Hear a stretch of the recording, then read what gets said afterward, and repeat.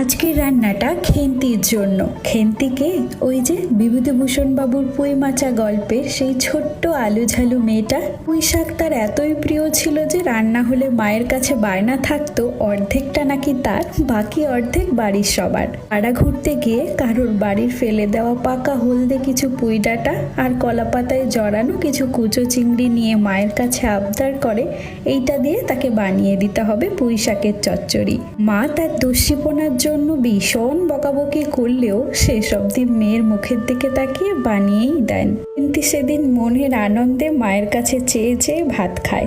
অনেক আশা করে খেন্তি একটা ছোট্ট পুঁই চারা বাড়ির উঠোনে লাগিয়েও দেয়।